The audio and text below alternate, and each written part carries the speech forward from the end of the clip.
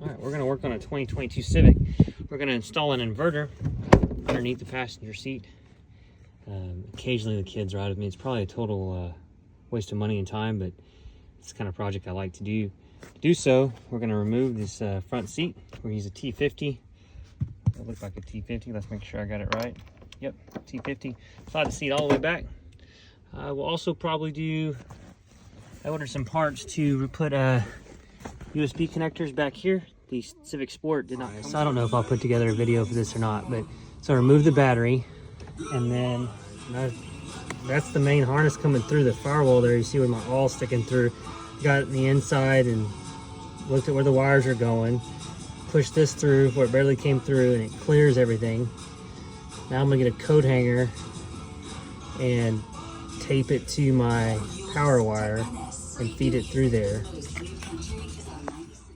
All right, I know I should have taken a video with all this apart, but I didn't. Wasn't sure I was gonna do a how-to, but it comes through here, has the wire protector on it, feeds down through here. I didn't pull this panel off. I was able to feed it through here. I've just pulled it loose. This panel snaps in underneath this weather trim.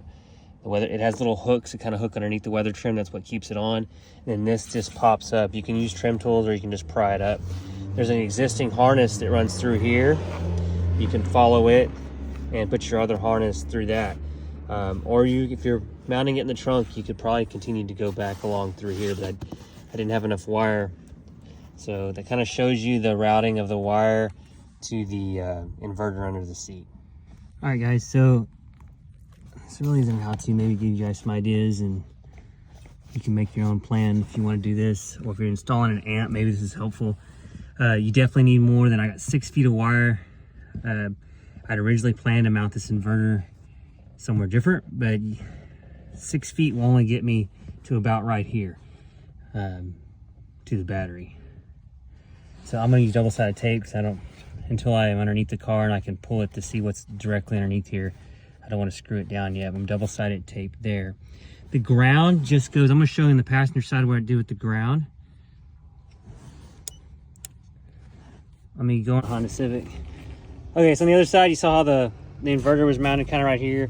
All I did is I cut a flap that flaps back up in the carpet right here, and then ground me a spot with paint off, and then made my ground onto this seat beam. Some guys may not like that. I don't think that one little tiny hole is going to affect that seat beam enough to be life or death. Like I said, if you want to mount that thing somewhere else, you're going to have more than 6 feet of wire, and I didn't want to go buy more wire. So that's it. This came out because I was doing some exploratory where I wanted to install it. It's a good time to vac everything out. I did go ahead, and I haven't got the wire harness, so I'm gonna do it on a separate video, but I did get the USB panel, and I'm gonna do that. I thought about running it to the inverter wires, but I'm gonna go ahead and run those wires up to the cigarette lighter and splice it in. But there's a factory harness that you need, and I have all those parts in order, so we'll get to another video on that. So when you slide these seats in, I did a video on how to remove them, but I didn't really talk about how to put them back in. It wouldn't hurt to put some plastic or something over your plastic panels, but if you're real careful, you can get them in.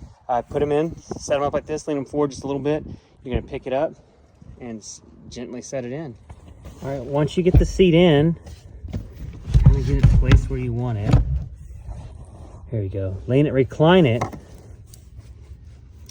Then you'll take these connectors, and while it's reclined, you'll connect everything, snap this back in the frame, and then you'll put it flat. And I'll go ahead and I'll look up the torque spec and post that in the comments for this video and for the seat removal video.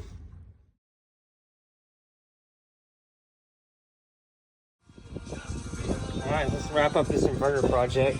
I went and put I'll make an effort to put this connector on the comments, but I didn't like the you'll see in the video where tapping into the original, I didn't care for the setup.